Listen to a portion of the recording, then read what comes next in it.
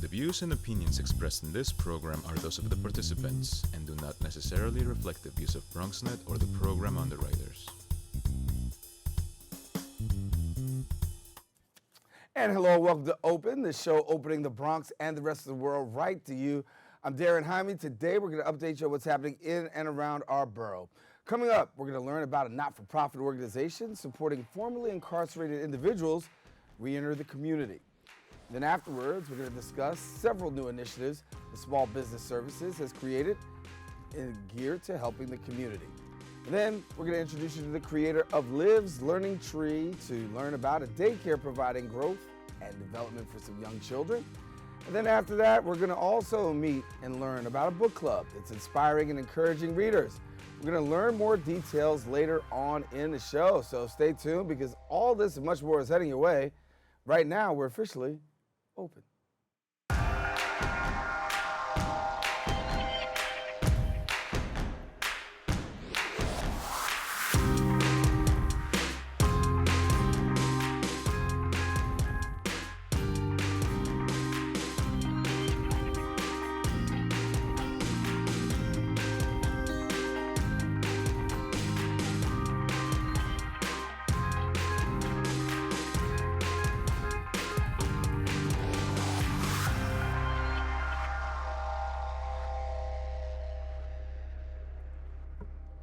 And hello everyone, I'm Daren Jaime, and today is Wednesday, October the 2nd.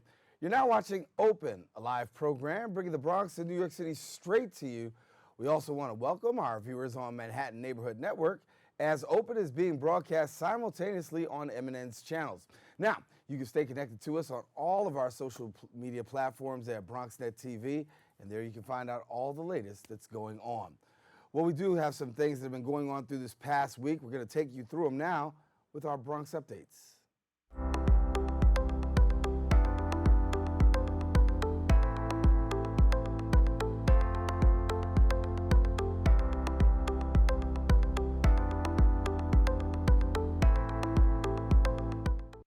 And Bronxites gathered in Crotona Park for the 5th annual Unity Race. The race runs and spreads the message of bringing the community together for a day of health and safety awareness. BronxNet reporter Veronica Guiti brings us the story. This is the 5th year of the Unity Race at Crotona Park. The purpose of the run is to bring the community together for a day of health and safety awareness. Organizer Abby Bello speaks on what inspired him to create the event. This time when we started the race about 5 years ago, that was when the Eric Gardner thing was going on. And a friend of mine, a police officer, said, why don't you just call it a unity race, bring the police and everybody together? That was the idea that brought the unity race. At the beginning, it was for health reasons, but when we do the race, we want to bring the police and the community together, because when you run together, when you do activity together among themselves, you become friends. That's the whole idea of community running, unity race, health race together, police and the community, working towards the same goal. I think it's great that, us, the police officers, we come out, participate in this event for the community. I think it's been a long way coming, us and the community, and working in this community for so many years.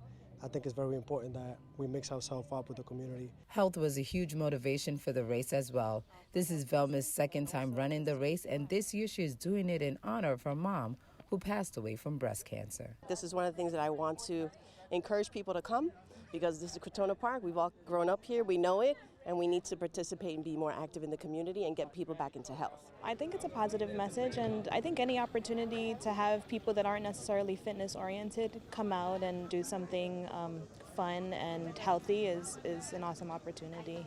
The unity of a community won't happen in one day, but every step taken is a step towards progress. For BronxNet, I'm Veronica Guiti. And thank you, Veronica. Great event there. In other news, as of yesterday, October the 1st, New York City has officially implemented the Raise the Age law. Now, the law is no longer charging 16 and 17-year-olds as adults. They'll now be treated as juveniles, with their cases being handled in family court. Janine Kava, the Director of Public Information for New York's Division of Criminal Services, says, quote, the Raise the Age law has transformed the youth justice system in New York by reducing the involvement of young people in the justice system, increasing opportunities for diversion and intervention to promote successful outcomes, as well as providing age-appropriate facilities. In local news, City and State celebrates the 2019 list for Bronx Power 100. Those are honoring individuals who help contribute to the Bronx. Our Bronx Up reporter, Kibin Aline, has more details. It's no secret some of the most influential people come from right here in the Bronx. So tonight, City and State are highlighting 100 of the Bronx's most powerful individuals.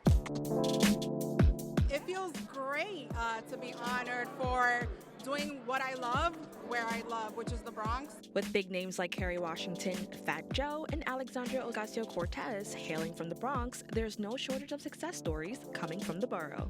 Held at the Wave Hill Garden, City and State puts the spotlight on some of those lesser-known stories with the annual Bronx Power 100. Tonight is one of the nights that we get an opportunity to celebrate all those people that are doing the hard work that is necessary to bring the Bronx back. You have a lot of people that don't get recognized on lists often, and that's just as important. You know, these are names that everyday people, even people involved in Bronx politics, might not know, and I think there's a real service to elevating their names and really showing that these are the people that get things done in this borough.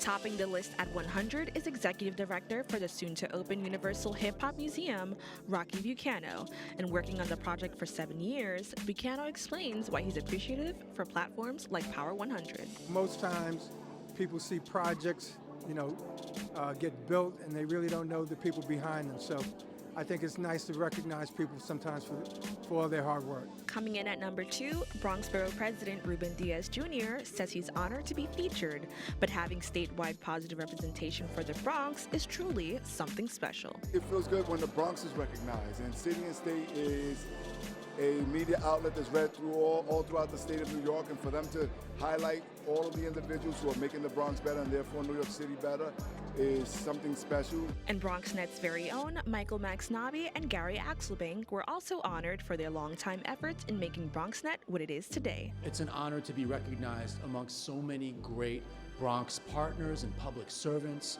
And really, our BronxNet team and family is a big part of our success. To see the full list of Bronx influencers and changemakers, visit the website cityandstateny.com.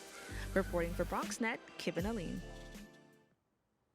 And thank you, Kibin. The Bronx Museum of the Arts is holding a new annual art and music-focused fundraiser. The proceeds from the event will support the Bronx Museum in its mission to make art accessible to all through its free admission policy and public programs. The guests will have the opportunity to view the Bronx Museum's fall exhibitions, Henry Chalfant Art versus Transit, 1977 to 1987, and The Life and Times of Alvin Baltrop. The ball will take place at the Bronx Museum of the Arts, located at 1040 Grand Concourse Avenue on Thursday, October the 3rd from 6:30 to 11 p.m. Now, if you want more information on the tickets, you can visit bronxmaball.org. All right, well, Take Back the Bronx organization is serving the community some free warm meals. They're also serving water and a whole lot more at their Feed the People food serve. Our reporter Sanji Lopez was out on the street and she brings us the details. Led by a group of Bronx activists and volunteers, the Feed the People food serve held at Hunts Point provides free warm meals, snacks, and water to the community. People donate items, and basically most of us were all from the Bronx, and we give a little, and we know that when you give a little, it becomes plentiful, and that's how we're showing the community that we can stick together and we can nurture each other and do community care without the assistance from the city or the government. Every third Saturday of the month, volunteers set up to welcome anyone in need, including regulars and families who look forward to this service. In solidarity with the community and local businesses, such as the Bronx brand, the food serve also provides free literature, clothing, and community talks about issues affecting the Bronx. Take Back the Bronx has been around since 2011, and we've organized against gentrification, which is a very violent thing that's happening, displacement in our area, police brutality. Any issue that pops up in our community says this is a problem, we bond together and we fight to make it right. For future food serves, to donate and volunteer and find out more information, visit at NYC Shut It Down and at Take Back the Bronx on Instagram. Reporting for BronxNet, Sanji Lopez. And thank you, Sanji. Well, that's all the time we have for our Bronx updates. We are taking a quick break, but stay tuned. Open will be right back right after this. Behold the angry giant. Behold the angry giant. Behold the angry giant. Behold the angry giant. It only takes a moment to make a moment. Take time to be a dad today. Open up your books to page 360. Did you just look at your phone while you was in class? You played yourself. Talking about inspirational quotes. You gotta believe in yourself. Don't ever play yourself. The key is to make it, so make it. Louise, can you give me an example of an inspirational quote? Don't play yourself. The key is to make it. And who said that? I did. Now that's a major key alert. Learn the real major keys to getting to college at getschool.com. Patriotism. It inspires passionate debate. It's worn like a badge of honor with good reason, because it means love and devotion for one's country. But what really makes up this country of ours? It's the people. To love America is to love all Americans. This year, patriotism shouldn't just be about pride of country. It should be about love. Love beyond age, sexuality, disability, race, religion, and other labels. Because love has no labels.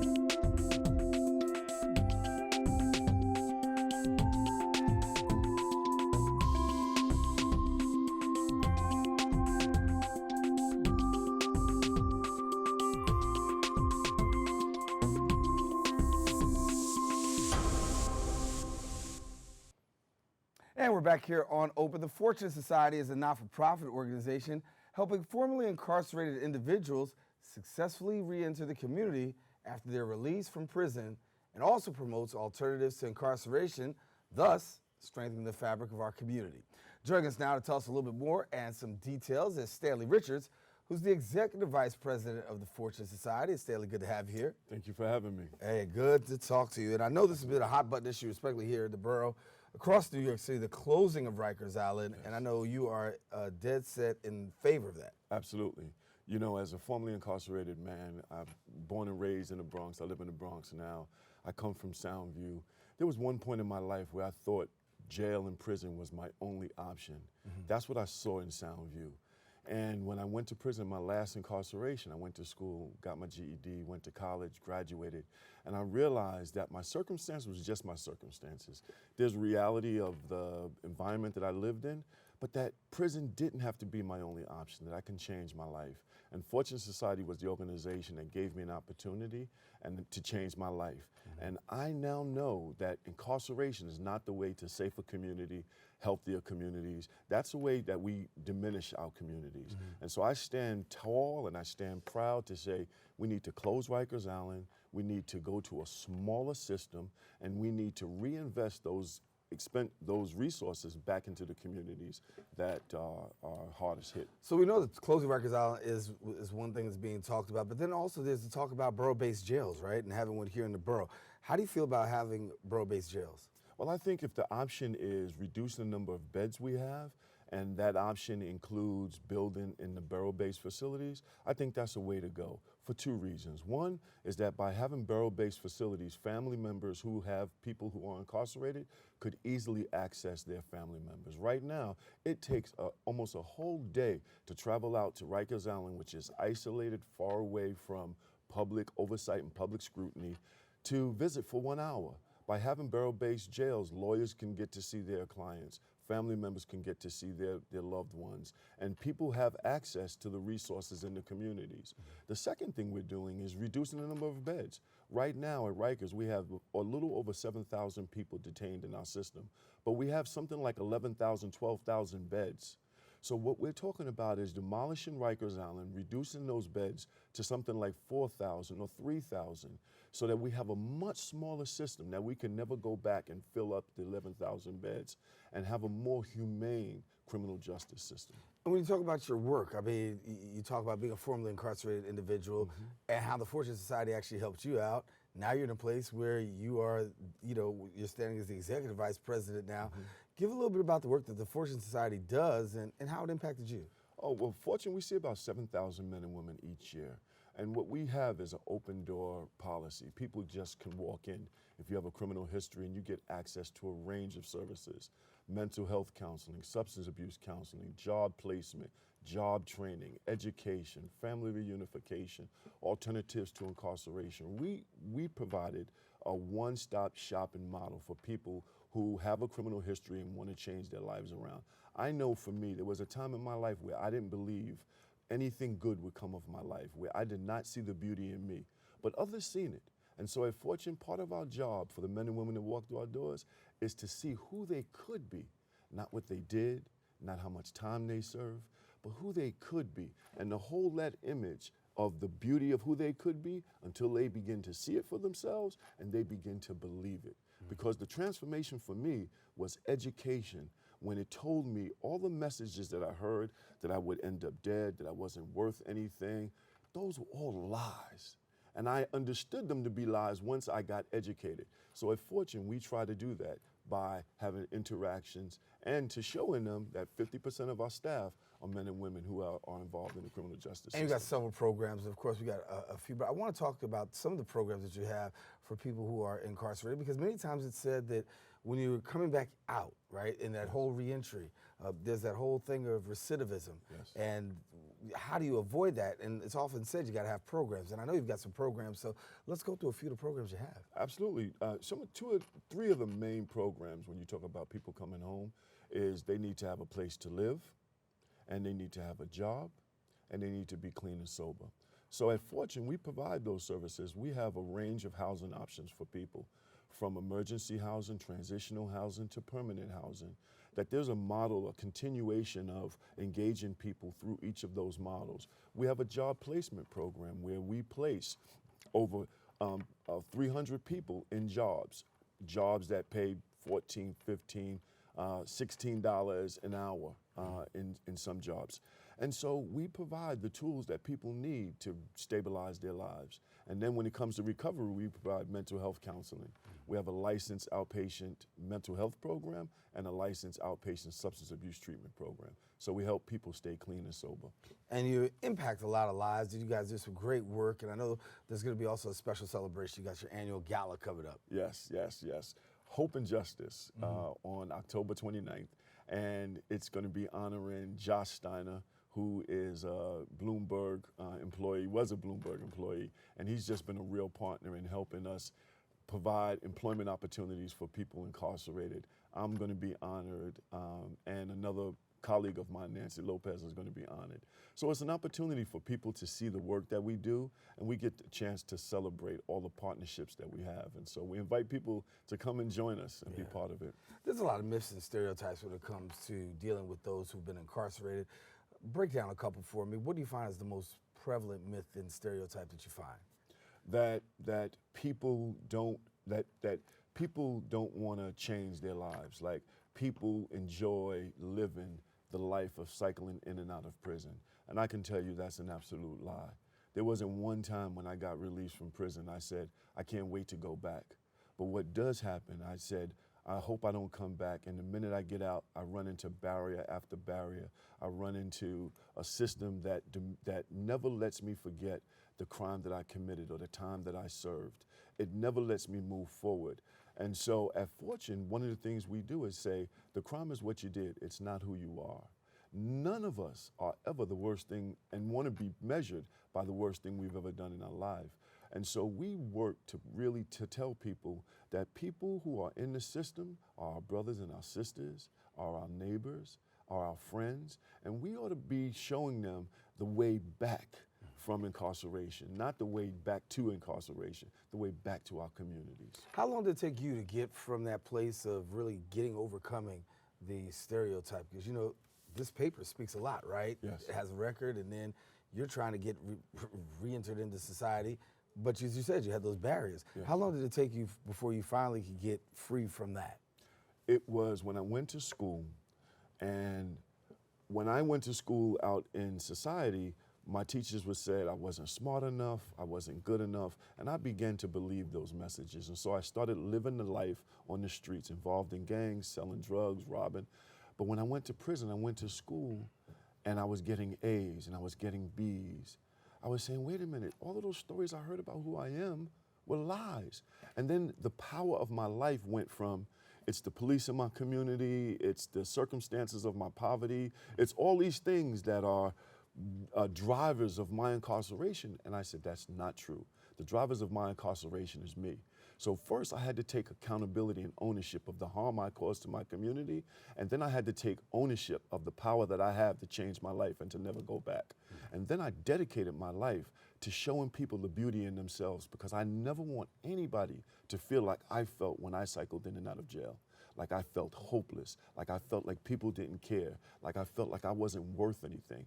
And what I've done is say, no, those are all lies. And so my work, our work at Fortune Society every day is to say to the men and women who walk through the door, the crime is what you did, it is not who you are. Who you are is determined by the work that you want to put into it and the vision you see for yourself. Now let's work on where you want to go, not where you've been. Excellent, Stanley, excellent. And I want to tell people that you have the opportunity to connect with the Hope and Justice Fortune Society's annual gala. We'll talk about that in just a few seconds. We'll give them the time and how you can actually take part in that. Yes. But before you leave, you just get 30 seconds. Is there anything else you want people to know? I want people to know that Fortune Society is an amazing organization, and we invite people to come and to see what we're doing, support our work. Our work is about building lives. And we have a moment in time in New York City to fundamentally change our criminal justice system, and we're asking people to join us to close Rikers Island. Let's build a smaller system, let's build a humane system, let's build a system that doesn't rely on mass incarceration to increase community safety. All right, Stanley Richards, Executive Vice President of the Fortune Society. Thank you.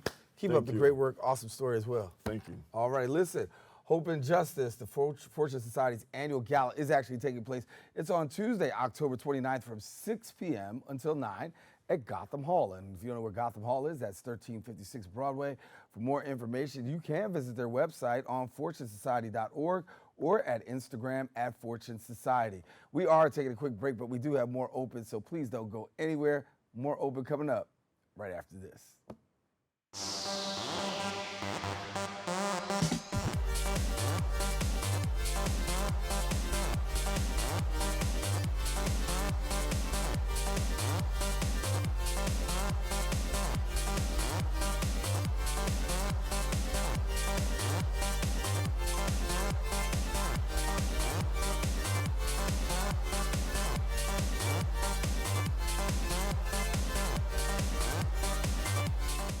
Well, Thomas, you've got pre-diabetes. But with more exercise and a change in diet, it can be reversed. I've tried exercising. It just makes me hungry for bacon. I love bacon, too. And who really likes to exercise? Not me. Me neither. Nobody.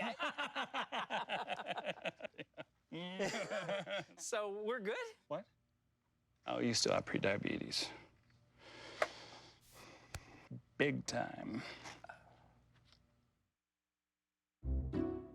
I'll never forget the day our landlord called and said, read your lease. No pets allowed. My owner tells him my dog ate the lease, but that didn't work. And now I'm stuck in a shelter. But this pit bull is ready for a new crib. I'm loving, loyal, and play well with others. So don't be intimidated by all my muscles, because the biggest one I have is my heart.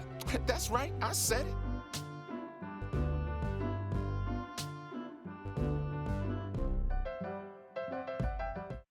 So, I'm kind of new here, but I've noticed a trend. My human does this funny thing where she goes around and gets all my toys, and then she hides them in that basket by the door. But it's always the same basket, and it's always in the same place. And then she acts so surprised when I find them, but, she's putting them in the same basket. Again. It's like, hello? That's where you put it last time. You were the worst at hide and go seek.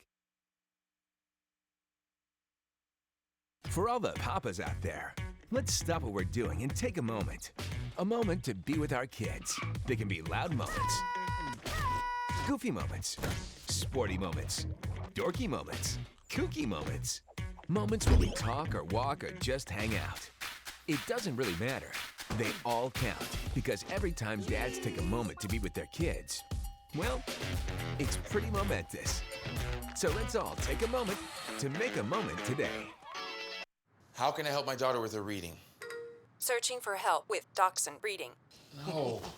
Let me try. Sarah's bright, but when she's reading, she has trouble sounding out words. Playing world music. What? I give up. Wait, I was trying to show you how Sarah feels every day. Frustrating, isn't it? Redirecting to understood.org. Join parents and experts at understood.org, a free online resource about learning and attention issues to help your child thrive.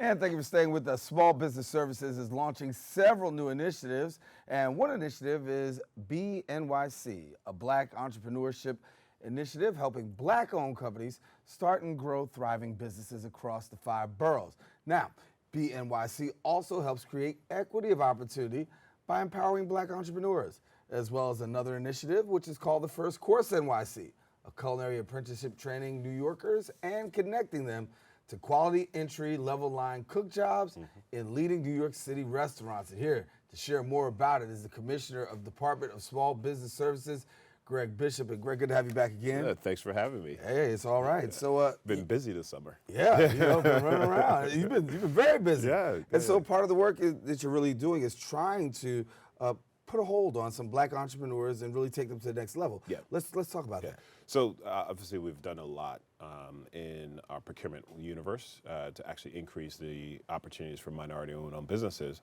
But one of the things that we saw is that we need to do more to actually help Black entrepreneurs just start businesses. When you look at the data that's out there, Black individuals make up 20% of the New York City's population, but only own 2% of our small businesses. And then nationwide, when you look at the data that's out there, Black individuals are 50% more likely to want to start a business, but only half of them actually start a business. And for those who start a business, only half of those actually have a business that lasts beyond 5 years. So there's a crisis out there. We know it, and obviously at Small Business Services, we work closely with entrepreneurs to help them start their businesses, launch their businesses, but now we're being intentional in terms of helping Black entrepreneurs. So we launched BNYC to actually do a human-centered design approach to ask Black entrepreneurs, what services do you need to actually be successful? And what are we hearing? So far, I mean, there's obviously, the number one thing. Capital. Right. And we are actually working on trying to figure out what type of capital, because it's not good enough just to say capital. Capital is out there, but can I get the capital to connect with me, right, and my issue? What we're seeing is, and this through, either through redlining, through Jim Crow, a lot of Black individuals don't have collateral. They may not have the credit score. There may be a lot of systemic issues that put them in the position that they're in right now, and they're not able to actually start a business. So not only capital, but access to networks. Because when you look at generational, some of the generational issues, they may not have someone that has started a business, ran a business for generations, so they can learn from their mistakes. So access to mentorship, access to networks. We want to be specific, not only in helping Black entrepreneurs, but specific in terms of like the sectors that we're looking at. So we're looking at healthcare, we're looking at technology. And we're also looking at just in terms of climate change, how Black entrepreneurs can be ready We have to shore up our waterfronts. We have to retrofit a lot of our buildings to reduce the emissions. In technology, AI is coming, and the Black community is the most vulnerable in terms of losing work based on automation. So we want to make sure that the skill sets change from actually doing the work to actually programming the machines. And there's a tremendous impact when you talk about Black entrepreneurship. Of when course. It's really up and going. Of course. Roll that out a little bit for us about how that impact really does not just affect locally, but nationally. So we know any type of small business are the economic engine of New York City. And when we look at, when small businesses are hiring, they're hiring within their communities. So we know that if we help Black entrepreneurs actually grow their businesses, they are going to actually help in their communities in terms of increasing jobs, increasing wealth. Black individuals only control 2% of the wealth in the United States. So what we're looking at as a city is how do we change that narrative, and how do we focus on wealth creation? And wealth creation means that you own a business, you're running a business, you own property. That's when you start talking about wealth creation. So that's what we want to do with this initiative. So what we're asking right now is for individuals to actually help us design programs. We don't want to be the typical government and just launch a program that no one uses. We want to make sure that we launch a program that makes sense. So we're asking individuals to go to nyc.gov/BENYC. So that's nyc.gov/BENYC to take a survey. And tell us where you are in your stage, whether you're pre-startup, startup, or you're operating. What support do you need from the City of New York in order to be successful? And starting in 2020, we're going to start rolling out programs. We did something similar with women entrepreneurs, and we found out a lot of similar things, right? Access to networks, mentorship, and different financial products. So we want to do the same thing for Black entrepreneurs. I want to get into this talking about the trained New Yorkers for culinary, Yeah, right? yeah. You got culinary cures going on. There's a whole lot of people out there want to be top chef, but you have an opportunity to actually marry the two together where people have the skill set and really get the formal skills to be able to do what they want to do. So the other program that we have that we are retooling is focused on the food and beverage industry. That industry employs over 300,000 New Yorkers. Right here in the Bronx, there's a lot of restaurants, and they're biggest, and so we have an industry partnership. We listen to businesses in those industries, and the number one thing they talk about is workforce. We need line cooks. We need individuals in the kitchen to help us, and these are like full-service restaurants. And the career path there is absolutely fantastic in terms of, the wages earned, et cetera. So what we're doing is creating an apprenticeship program similar to like in Europe, where the business hires you. The government and us, the City of New York, we are training you as you are an employee of that business. And ultimately, you go through a 14-week program where you learn how to actually become a line cook. And the kitchen it's hard work. You have to, it's fast paced, you have to get, all the dishes out as quickly as possible. But it's meaningful work, and we want to make sure that individuals know that there is an opportunity to not only start as a line cook, but then you could actually move up and ultimately become top chef, whatever it is, or even own your own restaurant. So we are working closely with the industry. We have sessions that are available. We want people to come on and find out more before they sign up, so they can go to nyc.gov/first course to learn more about that program. And our hope is that we will address the shortage, the workforce shortage in that industry, because that industry is critical to New York City's success. People come to New York City not because it's New York, it's because of the food, right? It's like literally, exactly, 24 hours a day. And literally, New Yorkers don't have to actually travel. You can just literally stay in New York City and travel the world in terms of cuisine. So we want to make sure that we provide the industry all the support that they need. And huge sustainability there. Huge, because we want people to get good jobs. Meaningful jobs that pay living beyond living wage, and these industries, when I talk about tech, healthcare, food and beverage, manufacturing, these industries are paying meaningful wages, and we just want to make sure we get New Yorkers the right skills that matches what the industry needs. Awesome work. So if people want to find out, get connected, what do they do? So I talked about two different programs. So literally, folks can either go to nyc.gov/SBS, that's for small business services, or if you're interested in BNYC, you can go to nyc.gov/BENYC, or you can go to nyc.gov/first course. In the Bronx, we're about to, if you are MWBE, Minority Women Business Enterprise Program, we actually will be at Metropolitan College to actually bring agencies together so individuals can learn about opportunities with the City of New York. And that's going to be on October 22nd. So looking forward to seeing a lot of Bronx entrepreneurs here. And if you're not even certified, you can actually come out and get certified on the spot. I was talking to somebody coming in the door a little bit about MWBEs and how hard it is sometimes to be certified, but you guys could actually we've made it much easier. And now you can actually just come and we'll do it on the spot. Just bring the documentations that we need. We'll start the process. Now is the best time to be certified. And that's part of the reason why we're launching the BNYC initiative, because we have seen a lot of growth on the procurement side. Agencies will soon have full discretion up to $500,000. And that's because of legislation that was passed recently.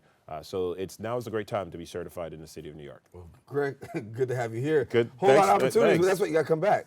Of course. Okay. Of course. Thanks for having me. Definitely. Yeah. Greg Bishop is the Commissioner of the Department of Small Business Services for NYC. And listen, if you want more information on Black Entrepreneurship Initiative and the First Course Initiative, all you have to do is visit nyc.gov/SBS. And of course, you can stay tuned. We've got more open coming up. We'll be right back right after this.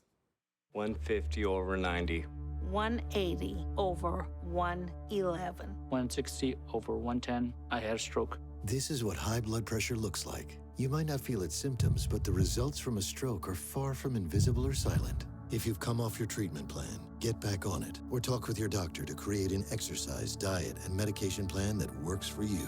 Go to loweryourhbp.org. If I would have followed a treatment plan, I would not be in this situation. How can I help my daughter with her reading? Searching for help with Dachshund Reading. No. Let me try. Sarah's bright, but when she's reading, she has trouble sounding out words. Playing world music. What? I give up. Wait, I was trying to show you how Sarah feels every day. Frustrating, isn't it? Redirecting to understood.org. Join parents and experts at understood.org, a free online resource about learning and attention issues to help your child thrive. You think getting dumped by text is harsh? Try getting dumped by a tennis ball. My ex-owner drove me out to the woods, yelled fetch, and by the time I brought the ball back, he was gone. Yeah, I was pissed. But the folks at the shelter helped me let go of my anger. I learned coping skills, like taking it to the hole. Boom! Now I'm ready to fetch again. But how about I throw and you run and get it?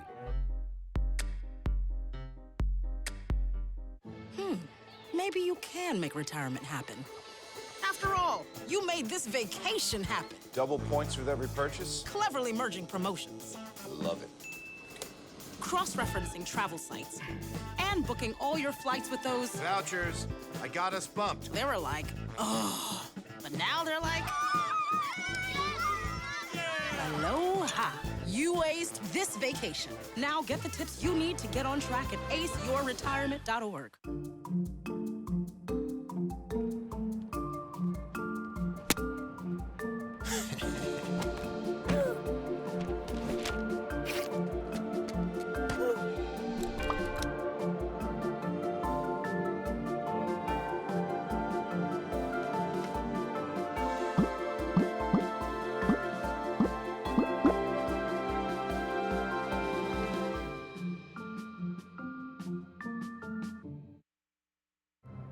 Behold, the angry giant. Behold, the angry giant. Behold, the angry giant. Behold, the angry giant. It only takes a moment to make a moment. Take time to be a dad today. And we are back. Liv's Learning Tree is a daycare offering healthy and delicious meals and endless hands-on activities that give children a place to learn as well as to grow.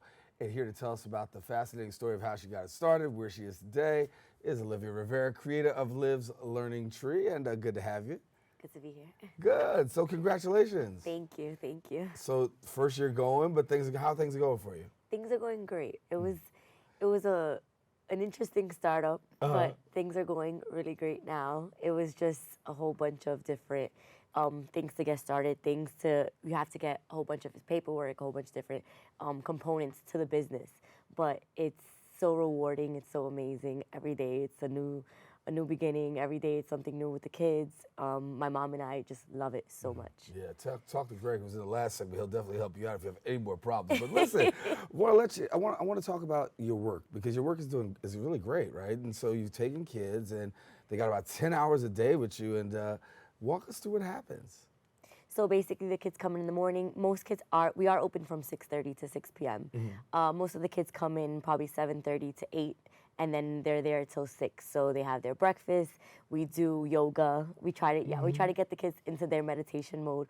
I've gotten them into yoga, and they love it. Some of the moms even send me pictures and tell me that the kids are doing yoga at home. And I try to just make them be well-rounded. I want them to be well-rounded. You know, a lot of daycares, it's just about, okay, we give them food, we read them books. I want them to be kind individuals. We want them to be amazing individuals in society. I want them to leave and start school and know that, wow, I had a great time at daycare. I learned so much. And, they're young. They're not going to know all of these things, but we also want the parents to know that. We tell our parents all the time that we have an open door policy. My mom and I are very transparent. We want them to let us know any issues they have, any things that they're working on at home with their kids. We want them to let us know so that we can work on the same things with them while they're in daycare.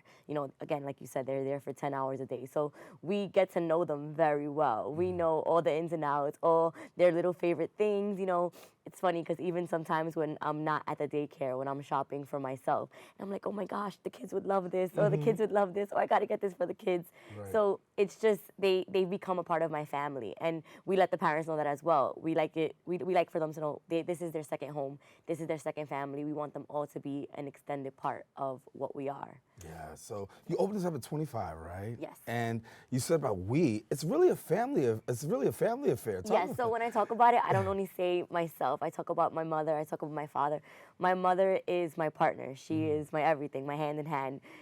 We kind of just bounce off of each other. So she knows when I need something. I know when she needs something. We just work so well with each other. And then my dad, he was kind of like the backhand. He was behind us, just pushing us to do everything. To this day, he's still he's the one who gives us ideas sometimes. He tells us a whole bunch of different things, and he helped me to build everything. The apartment was empty, brand new, and my dad he went with us to get everything. He built everything. He's the one who checks the screws. He checks the locks. He does all the things that sometimes we don't think about. He's there right behind us to check everything. I want you to share a little bit about second family, second home. Well, I come from a family of I'm a sibling of 4, so I'm the oldest, and family is very important to me. Family has always been very important to me. It's something that I base my life on. Even all my friends, like some of my close friends, they know that they're part of my family. It's just one of the most important things, and I feel like you get so much further in life with your support system. My family is my support system. Without my mother and father, I would not be even half of the woman I am today. So I want to show that to the kids. I want to let the parents of our children know that we are your family. And sometimes, even if they don't have a big family, we're here for you. We want you to feel like there's love, there's attention, there's affection, because with that, you can go so far. And so you have this family support system, you have family daycare, you've got the kids up under the roof. When you look and say, I want to do, of course you say I want to do more, what is it that you really would like to do that you're not doing right now? I mean, every day I think of something new. Every day I'm like, okay, I want to do this, I want to do something bigger, I want to do something better. Overall, I feel like where we're at right now is amazing. We are working with the kids. I see growth every single day. The parents come and tell me, oh, wow, they're doing this. One of the moms texted me this morning, he's walking now, and we were, trying really hard for him to walk.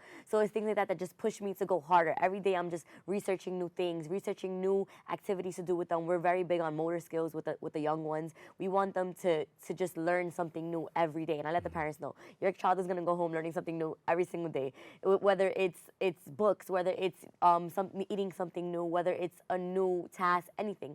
We want them to know that there's something happening every single day where we are. Do you see a bigger daycare in the future for you? Yes, yes. Of course. I want to open a bunch of them. I want to open centers. I want to make it just something where I can look back and say, wow, like my mom and I did that. We impacted all of these children's lives, and we made a difference. And it feels great and rewarding, I guess, to be able to impact children the way you're doing it right now. It does, and it feels, it's crazy because you feel it the most when they just come up to you and they just like hug you, and it just makes you so happy. Like it literally makes me the happiest person in the world when they're like, bye Miss Olivia, bye Miss Lynette, and they just come and hug me. And their parents tell me sometimes on the weekends, they're like, yeah, all they talk about is you and your mom, and they just love you so much, and it warms my heart. It makes me see that what I'm doing matters, what I'm doing means something to them. And so they have a huge impact on you? Yes, they do. On my mother as well, and on my whole family. My dad adores all of them. My dad, one time, we went to TJ Maxx, and he's like, oh, I got to get this for the kids. It was like Elsa dress for one of the little girls because she loves Frozen. He's like, I got to get it for her. I got to get it for her. So it's things like that we're just well-rounded. It's all around the board. We give our all. And the parents, they see that. And the parents, they're so comfortable with us, and we're so comfortable with them because they know that it's real. You know, everything we do from our heart. So let's tell people, we got to tell people again where you are, where you're located, if somebody wants to be a part. We're located in the Norwood section of the Bronx. We're right near the Bay Plaza Mall, near the 2 train, the 5 train, and we are enrolling children right now, ages 2 and up. Oh, awesome. So we want to make sure to get people connected to you. There's a lot of love there, and we appreciate it. It's very authentic. Thank you so much for being with us. Olivia Rivera, creator of Liv's Learning Tree. And if you need some daycare and have a great environment, of course, Olivia and family will be glad to meet you. It's a family affair with them. Now, if you need more information, yes, email them at livslearningtree@gmail.com, or you can check them out on Instagram at Liv's Learning Tree so you can see some pictures for yourself. Now, listen, we don't need you to go anywhere because we still have more open. So stay with us. More open is coming up right after this.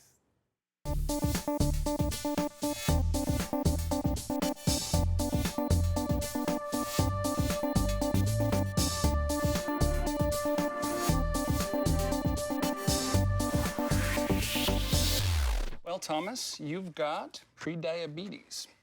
But with more exercise and a change in diet, it can be reversed. I've tried exercising. It just makes me hungry for bacon. I love bacon, too. And who really likes to exercise? Not me. Me neither. Nobody. So we're good? What? Oh, you still have prediabetes. Big time. So, I'm kind of new here, but I've noticed a trend. My human does this funny thing where she goes around and gets all my toys, and then she hides them in that basket by the door. You know, but it's always the same basket, and it's always in the same place. And then she acts so surprised when I find them, but, you know, she's putting them in the same basket again. It's like, hello, that's where you put it last time. You were the worst at hide and go seek.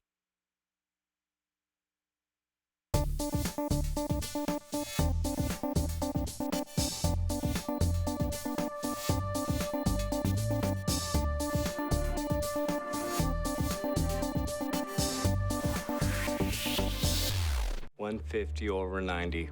180 over 111. 160 over 110. I had a stroke. This is what high blood pressure looks like. You might not feel its symptoms, but the results from a stroke are far from invisible or silent. If you've come off your treatment plan, get back on it, or talk with your doctor to create an exercise, diet, and medication plan that works for you.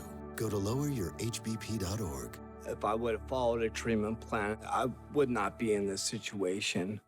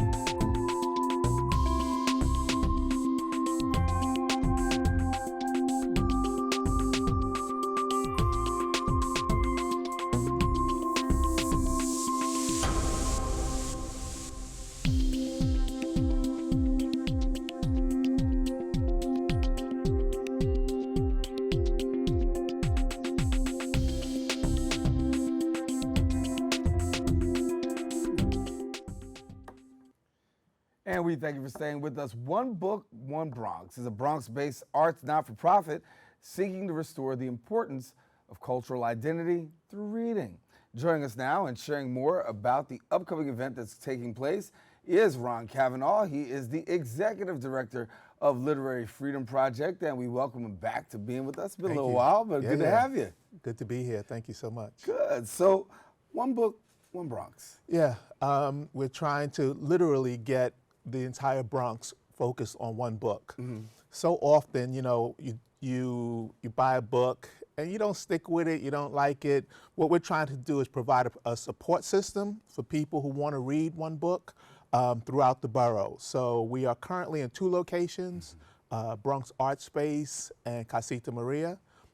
We are reading the book by Natasha Topley, Girl in the Mirror.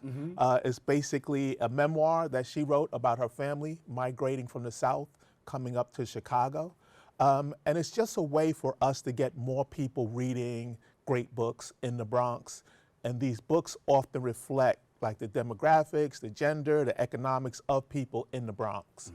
Reading and literacy is a huge thing. And we know in the borough we've struggled with literacy. How do you find things are coming along?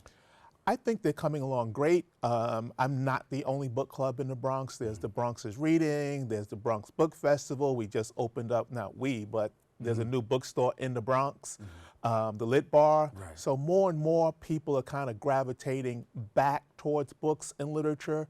I think we're an adult book club, and I think in that space, it gives like the adults some access to the importance of reading, the importance of literacy, but in their children's lives. Many of our members have children, they are, caregivers. So what we're trying to do really is like create like a intergenerational space for people to learn about books, learn about reading, but also the importance of literacy and the importance of books and reading in the lives of everyone in the household. So often it's like, kids must read, but really adults must read also, and that's what we're really trying to do.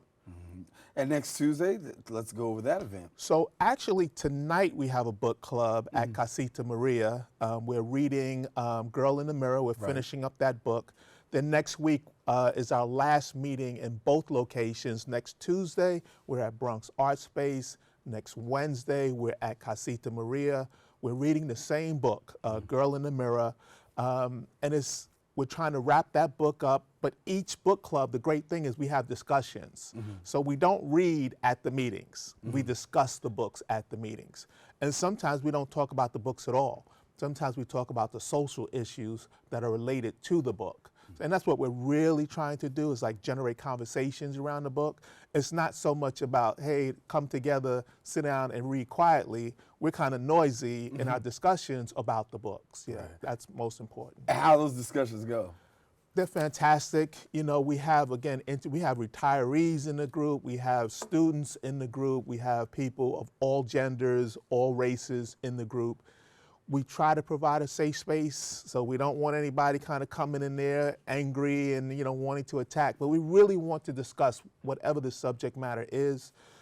Migration is so important as far as a news topic right now with Trump and the border. So to discuss Natasha Topley's story of her family migrating from Alabama all the way up through Chicago, and it really traces those 3 generations that it took for her to get to Chicago. So we're having conversations about migration right now, and we're having conversations about the choices that parents have to make, sometimes leaving their children behind. And it's almost tangential to the book. So the book is saying one thing, but there's so much in the news right now that kind of leads this conversation. Yeah, a lot of topic of conversation. And that's what we really want to do more than anything. So we want you to come, we'll give you a free book, hang out, but it's not really about the book. It's about the subject matters that we can generate and the conversations that we can generate from reading that book. Do you find that more people are really becoming engaged in, you do, okay, Trump has kind of like shifted our way of thinking, and we cannot be passive anymore. We really have to think about the issues that he is kind of confronting. And more people, like a normal book club, you might have 8, 10 people. We've had as many as 45 people come together, 40 people. Last week, we actually had the author there, and 20 people came. So people want to have conversations. People want to discuss books, but more important, they want to discuss ideas around the books. So I'm gonna give you this book versus Kindle, right? So many people are talking about Kindle. I'm old school. I like the book. I like the book in my hand. But talk to me about that little, So I'm the worst person to ask that question, because I read on the Kindle. Oh, really? And Get out of here. And people are always shocked by that. I also listen to audiobooks. Right, oh, okay. I don't care how you consume a book. Right. Just consume books. So if you just want to read the old-fashioned paper book, cool, stick with that. Right. The Kindle, man, the Kindle gives me the Kindle gives me a level of freedom so that I can read wherever I go, and I don't have to carry a book with me. The Kindle fits in my pocket. My Kindle has 5 books on it right now. Right. So I couldn't carry 5 books wherever I went, whenever I wanted to go. So the Kindle just works for me. But again, I like to find those pages and go back. Then stick with it. Then stick with it. But the Kindle works for me. And sometimes I read both. So for the book club, we go by pages. Right. And some Kindle books don't have pages. So I kind of have to keep track of where I am in the Kindle, but also locate that in the book. So whatever, just read. Whatever works better. Just read. You just read, right? Just read. Let's get people connected. So upcoming opportunities for people to be a part. They can come tonight, Casita Maria. Next week, Tuesday, we're at Bronx Art Space on 140th. Then Wednesday, we're again at Casita Maria on Simpson Street in Hunts Point. All right, well, I'm gonna be redundant. I'm gonna tell people the same thing again so that way they know, all right? That's all right. That's all right. Thank you so much. Good to have you. Yeah, same here. All righty. Listen now, the One Book, One Bronx Girl in the Mirror event. Again, we've got the information just in case you didn't get it. It's right there on the screen for you. Taking place Tuesday, October the 8th, 6:30 to 8:30, or I should say 6:30 to 8 at Bronx Art Space, and that's located 305 East 140th Street. Now, if you want more information, please visit their website at onebookonebronx.com or email info@literaryfreedom.org. Now, unfortunately, we've come to the end of our show today. I want to thank all of you for joining us. I want to thank all of our guests for being here. Listen, we encourage you always to stay connected to us here on Open. I want to thank you for those who've been watching on Optimus Channel 67 and Verizon Fios Channel 33. And then also, if you want to catch us on a previous episode, this episode, the World Wide Web. Also want to give a special shout out to those watching on MNN as Open is being broadcast live simultaneously on the MNN channel. I want to say hello to my sister Ann and the family and all who are watching. And listen, be sure to keep this channel wide open. Rena Valentine will be back with a brand new, fresh episode on Friday. Tomorrow, you get the recable cast of this particular show. And so listen, take care. God bless. We'll talk to you soon.